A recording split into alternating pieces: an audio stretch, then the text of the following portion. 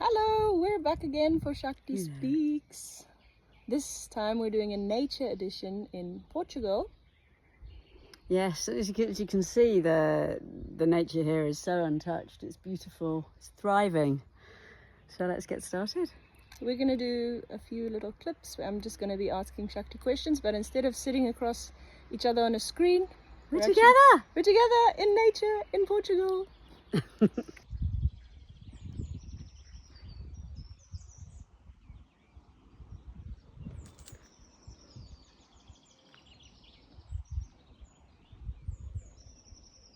Okay, so Shakti, can you tell me about the elements and what they actually are? Okay, well, the elements are actually our most ancient ancestors. If you want to track your ancestry right back to where it started, that's where it started, because the elements are the expression of source. And from the elements came planets, came suns, came galaxies, came gases and compounds, came the earth, that is made up of the element of fire. It's got fire and it's got warmth, it's got heat, it's got water in it with its lakes and rivers, streams, oceans, in the atmosphere, in the clouds. It's got the air that we breathe, and matter, which is everything that is seemingly solid, made up of the atoms that have a spin, that forms the gravity, that everything has a spin and holds things together. And we're made up of those. We've got water inside of us, we have digestive fire, we have the warmth of our body heat, the warmth in our heart, we have the air that we breathe that touches every cell, and we have the gravity that holds the atoms that makes up our DNA and our cells and our physical bodies, and we're consciousness. So this is how we are the creators, because we're source energy expressing itself through the elements which make up this body. But if you connect to the elements, you connect to your origin, you connect to the wisdom of the ancestors untouched. Like water doesn't doubt itself. Oh, am I too wet? Ooh. You know, and fire, am I too hot? You know, and air, I'm everywhere. I'm really out there. Do you know what I mean? Or like matter, thinking, am I too dense? So, so like you can really connect to the truth of what everything really is and what it does and how it supports us. It was our way in, and it's also our exit, you know? Like, for example, when my mum was passing away, when she was getting close to her time, I kept saying to her, like, Mum, go to your place in paradise. Go to your idea of paradise. Go to your favourite garden, you know, with water, with the sun, with the, you know. And after she passed away, she did communicate with me and said, you know, thanks, I did that, you know. And that's the way that you want to go. Your way in is your way out. And I'm not saying, you know, to force that. Please don't. Enjoy the world. We're all here for a reason. Mm-hmm. But yeah, that's what the elements are. Thank you. That makes a lot of sense. And do we want to walk and talk as we go, as I ask you some more questions? Yeah. So what I know from our work together and from what you're often saying is that if you're doubting a decision, if you're doubting where you're at, if you're not sure if something's pure, if you're not sure if something is good, nature is such a reliable place to return to, right? Like, how do you actually use it to check in with the intention or maybe the purity of what it is that you're doing? Or well, okay, I often think, you know, does nature need it? Why do I? You know, does nature need it? Why do we? You know, I look at just how it functions. It doesn't question itself. It doesn't need to be told what to do. It doesn't have necessarily like a right or a wrong. It just is. It makes choices from this present moment. Of course, nature evolves and nature adapts, but it doesn't really try to control its environment or those around it. It attracts what it needs and it expresses its beauty. It expresses itself of what it actually is. It doesn't suppress any of that. You know, well, like, when are you going to find a tree going like, I'm going to keep my leaves in? No, I don't want to bear fruit. And that kind of thing. It just does what it does. It doesn't question itself. And, you know, we've got incredible brains, you know, but sometimes we don't always use them to our full potential, because we get caught up in shoulds and shouldn'ts and cans and can'ts and, you know, how many likes have I got and this kind of stuff. And really, it's not important. It's what's important is that you just live through integrity of what you are. You know, do the things that you love, and attract more of that. Like, be what you are. Like, the way that you came into the world, the way that you were born is exactly how you're meant to be. You don't have to suppress that. But yeah, so that's, you know, it just opens up the mind for thought. You know, it's like, well, nature doesn't need money, so why do we? Like, nature, how come nature thrives? You know, how come? Just think about it. Just ask yourself a few questions. You know, does nature need a system that's applied to it, or does it have its own? Just like, look around. It's not rocket science. Yeah. Yeah, where we are right here, it's so abundant, right? Like, we just, on this walk that we've done, we've just been picking fennel, we've been picking mint. Yeah. You know, it just feels like the supply of what you need is actually there. It's abundant, yeah. It really is. Yeah, it's beautiful. And something that struck me now, and I think you may have said it to me before, is the connection between nature and your nature, because we are all nature. So it's such a hack, if you will, to connect to your true nature, to be in nature, because the harmony and the rhythm of nature is, in and of itself, it's already what it is. And if we are spending more time in nature, we can unlock more of that in ourselves. Absolutely. And it really makes no sense to try to control nature. You know, it's everywhere. You know, what you're gonna start doing, controlling the cosmos. I'm going to control the universe. Well, there's no point. Like, use it like as a tool and to complement your life, and adapt to it.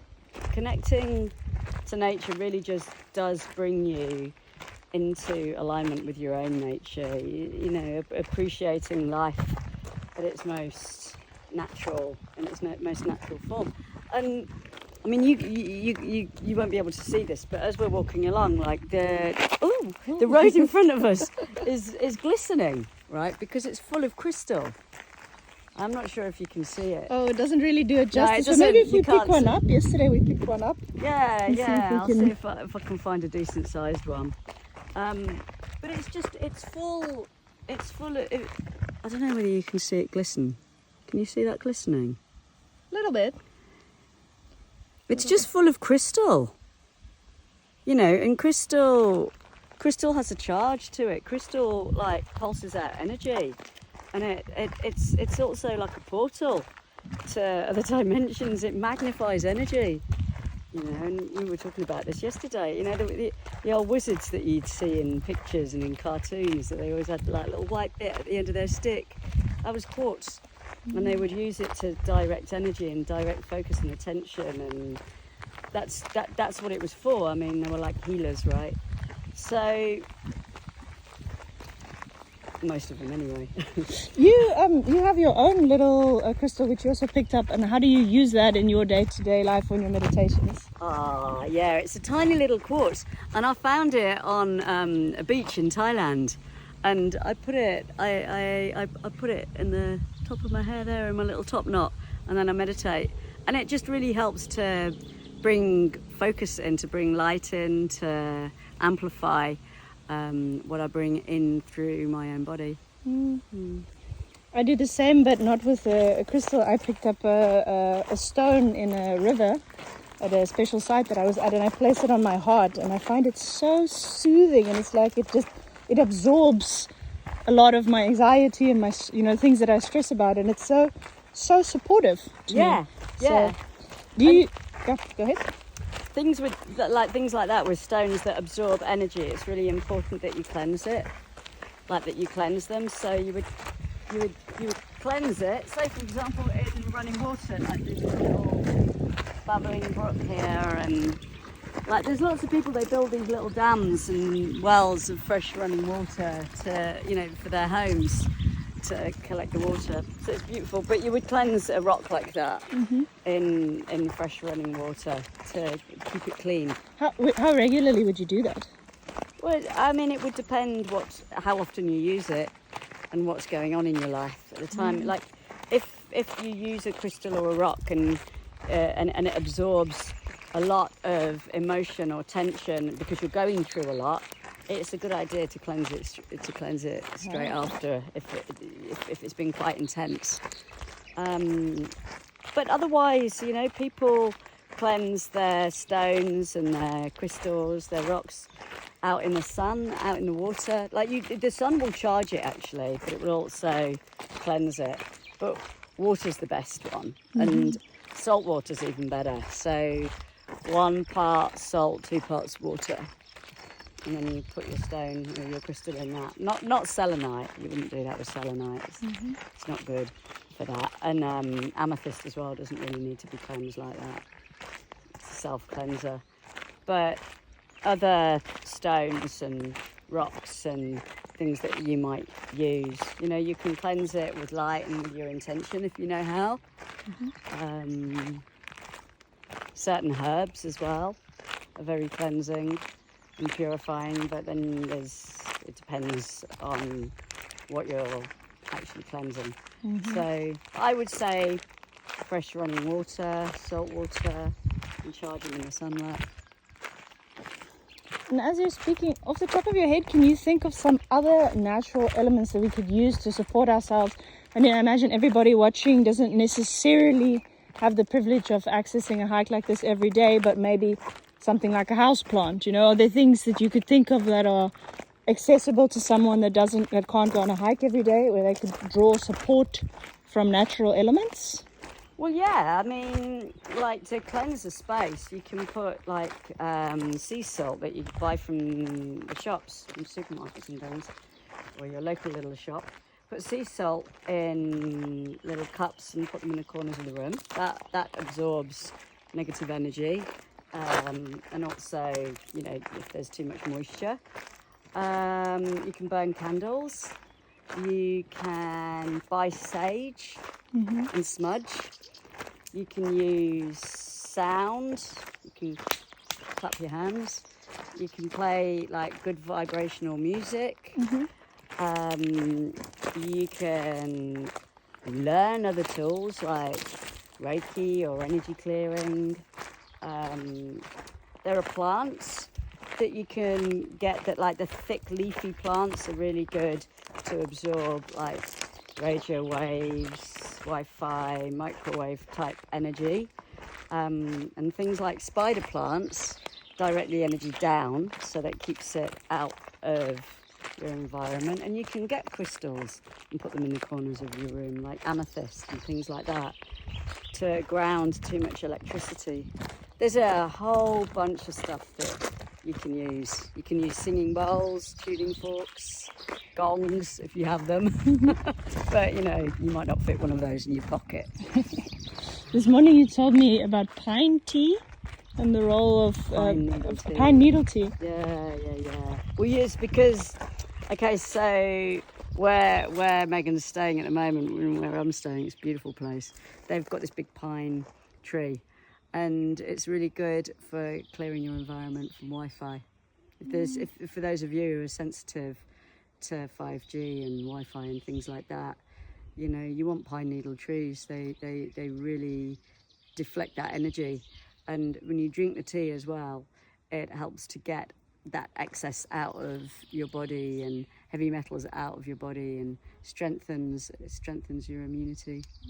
Yeah. Nice. I'm wondering, is there anything else that speaks to you right now that you would want to share about nature, or something we've seen here, something we've already talked about that we haven't formed? No, but not really. We'll pick this up later, but just have a look around. Look at this. These are the cork trees in Portugal.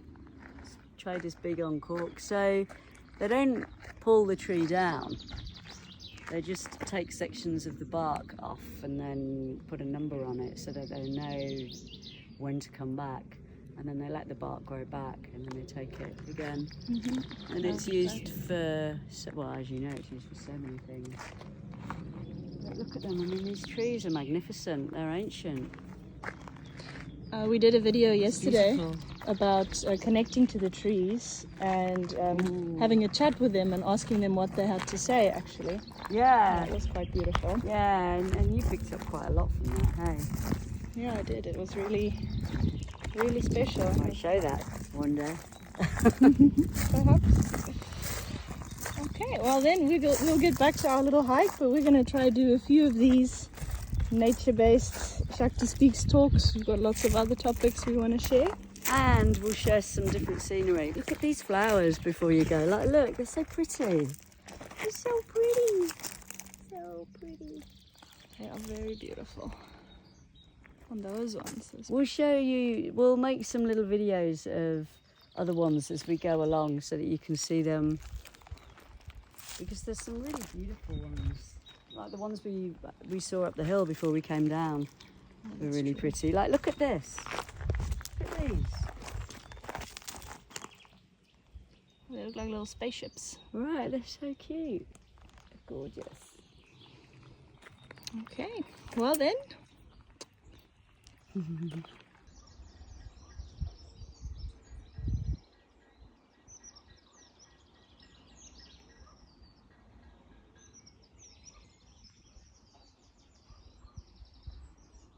Just having his best life there. Yeah. And this one here, he's got this all to himself. Oh man. It's so beautiful. Gosh, there's loads of little bugs on that one. Look, they're having a little fight. Get off my flower.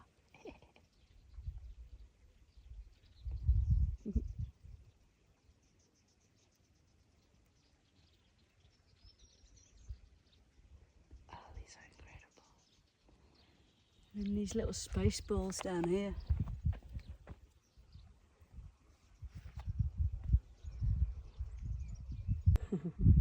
Nature prevails.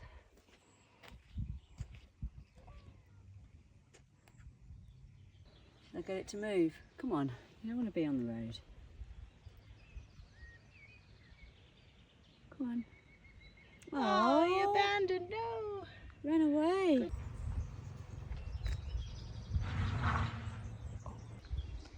We found a shiny crystal. Oh, you can see it. You see it glistening? Yes. This bit is actually really shiny, but it's not. Yeah, see, yeah.